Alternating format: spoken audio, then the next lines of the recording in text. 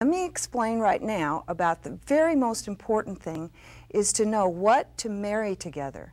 These are the two things that are very important when you begin for a successful garment. The first thing is that you need to have the right type of fabric for the right type of pattern. And so I'm going to talk about two kinds of fabric. The fabric that you might decide on might be soft, like this, which really is a slinky and it's a knit, but you can also have other things that are soft. And then there is a, I would say, hard or stiffer type fabric. This is more like a twill or something that is a little stiffer, and you can see that it doesn't have a drape as much as the first one. Now, these are two kind of far between, but then we also have something like a rayon, which again is very soft, and then we have a cotton type fabric, which again doesn't have a drape in the same way.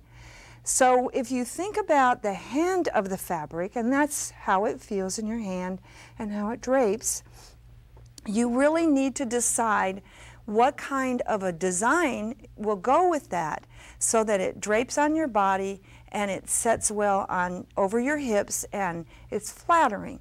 If you get the wrong type of fabric with, let's say you put a real snug fitting knit skirt together, you're going to see every bump and you're not going to be happy.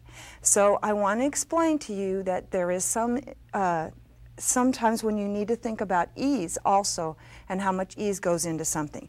Now here is just a regular black skirt. Everybody needs a black skirt.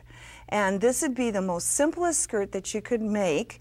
This is just a plain skirt, no darts, elastic waistband, straight up and down. And it's really made out of slinky, but you could do it out of a soft rayon or any kind of soft fabric. This has a little more ease to it, and it just has a little waistband, elastic waist inserted, and I'm going to tell you about that a little later.